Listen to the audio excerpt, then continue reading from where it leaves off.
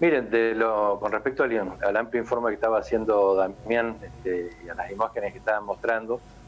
cabe destacar que es inclusive, como bien lo decían ustedes, un lugar que el paranaense tiene que acostumbrarse a visitarlo, no solamente para tomar el tren, dicho sea de paso, ojalá las autoridades puedan llegar a advertir la importancia que tiene este tipo de medio de transporte, este subsistema de transporte, sobre todo para la vinculación de una ciudad como es la ciudad de Paraná con todas las ciudades aledañas, las ciudades satélites, y realmente para quien ha hecho este viaje o estos recorridos, no solamente a nivel funcional de traslado de población, sino es un recurso turístico que en otras partes del mundo esto se explota porque lo que es los alrededores de la ciudad de Paraná, la campiña en la ciudad de Paraná, es realmente un espectáculo maravilloso. Verlo a través de un paseo en tren, como puede llegar a ser utilizado, reitero, además de como transporte público, como un recurso turístico.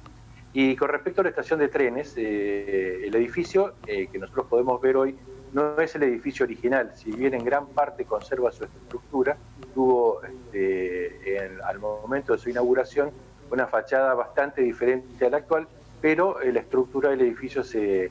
ha conservado porque la modificación que se hizo específicamente a nivel formal en lo que es la parte superior actual del edificio. Este edificio y todo el sector de trenes, del área de carga de trenes, es del año 1887. Ujú. Hay fotografías donde están los primeros galpones, que son los más antiguos, en los cuales, inclusive como referencia, funciona el Centro Cultural Juan L. Ortiz, que era antiguamente un depósito de mercaderías y donde está la facultad en el final de calle Racedo, era un depósito de azúcar. Todos los trenes entraban dentro de los galpones, se descargaban las mercaderías y volvían a salir. Por eso es que todos los andenes que tienen esos galpones son de madera, de pisos de madera. Y como otra mención también que tiene mucho que ver con la historia del ferrocarril en la ciudad de Paraná, y reitero, invito a los paranaenses que lo recorran con esta mirada, para que ustedes tengan idea, el coche motor Fiat que se encuentra dentro del Juan L. Ortiz fue el último coche motor que corrió el servicio de pasajeros entre Concordia y la ciudad de Paraná, y que se restauró y se conservó dentro de lo que es el Centro Cultural Juan L. Ortiz. Y uno de los elementos importantes que tuvo el tema del ferrocarril, la presencia de esta estación de trenes, y que sirvió para el desarrollo de todo lo que es el sector sur de la ciudad. Tengan en cuenta que todos los empleados ferroviarios, que eran muchísimos los que trabajaban, toda la gente que se dedicaba al transporte de mercaderías en carros en aquellos momentos, para servir y bajar y cargar lo que eran mercaderías en el tren, dio origen a lo que actualmente primero se denominó como barrio ferroviario, y hoy es todo el sector que se ha desarrollado alrededor de Boulevard Racedo, actual barrio General Manuel Belgrano, y todas esas pequeñas casitas que han quedado todavía enfrente de un conocido hipermercado o en la zona del Club Peñarol, eran todos los asentamientos de la población que vivía específicamente de lo que era el servicio de transporte de trenes, que era realmente importantísimo. Cabe mencionar que el kilómetro cero de toda la línea de Entre Ríos no está en la estación de trenes, sino está en el puerto de Bajada Grande. Ahí comenzaba el ramal de transporte de cargas y de transporte de pasajeros los fines de semana, para que tengan una noción de cómo era la ciudad de Paraná en aquel momento. El puerto de Bajada Grande era un puerto de ultramar, donde se hacía la descarga y carga de mercaderías que se transportaban a través del ferrocarril a lo largo de toda la provincia para poder embarcarlo después en los puertos de la ciudad de Buenos Aires vía un ferry. Esa es la importancia que tuvo el ferrocarril en nuestra ciudad, como en casi todas las ciudades de la República Argentina, como un inicio de lo que fue la parte del desarrollo económico y social de toda una ciudad. Y otra de las menciones importantes, que algunas de esas vías que todavía aparecen cada tanto entre los baches de nuestra querida ciudad, había un servicio de tranvías que conectaba la estación de trenes con el puerto nuevo de la ciudad, que era el transporte de pasajeros justamente, o el transbordo de pasajeros, tanto desde puerto de la ciudad hasta el ferrocarril, como los pasajeros que venían del ferrocarril y tenían que seguir viaje hacia ciudades como Santa Fe o Rosario. Fíjense la importancia que ha tenido todo este desarrollo urbano en lo que fue las consecuencias del desarrollo social y urbanístico de la ciudad de Paraná. Claro, Carlos, increíble, ¿no? Pensar cómo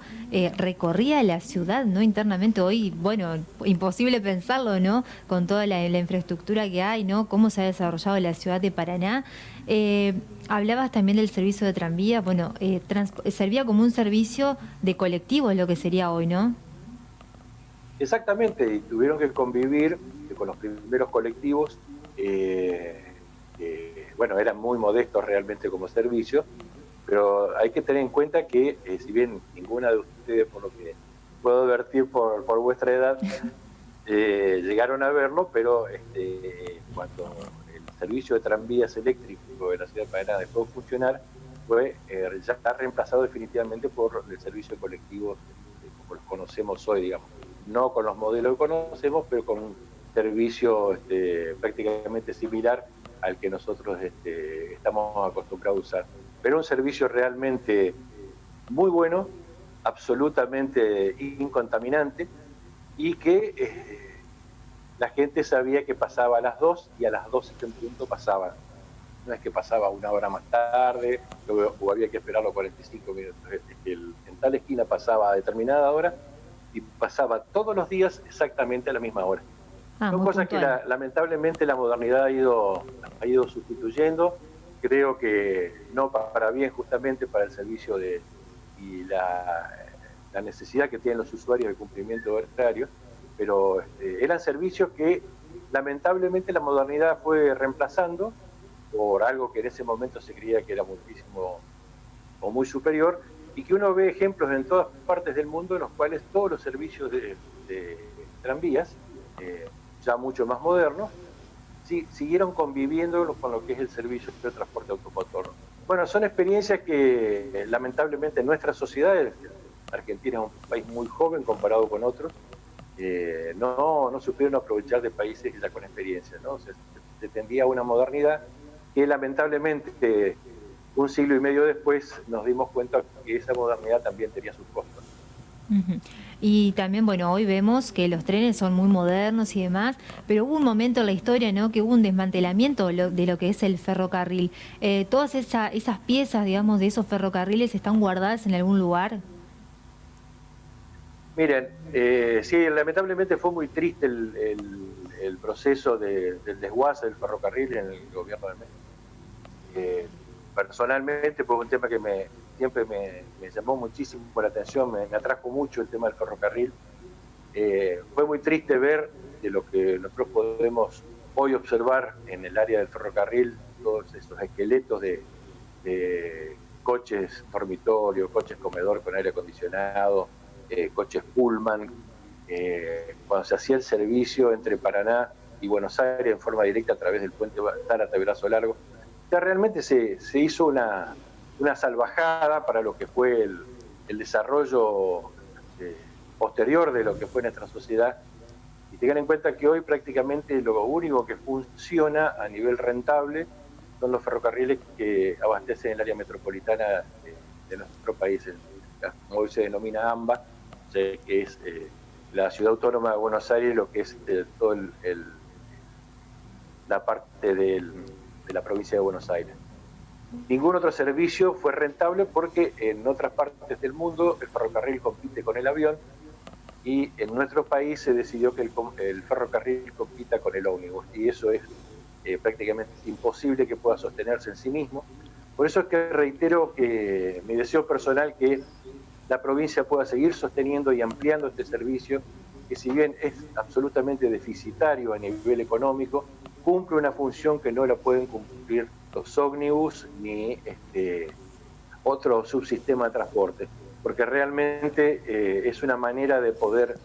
trasladar gran cantidad de personas en poco lapso de tiempo de un punto a otro de la ciudad, Lo que sería bueno, yo lo he comentado en otras oportunidades, para que justamente, como la ciudad, bien te comentabas vos recién,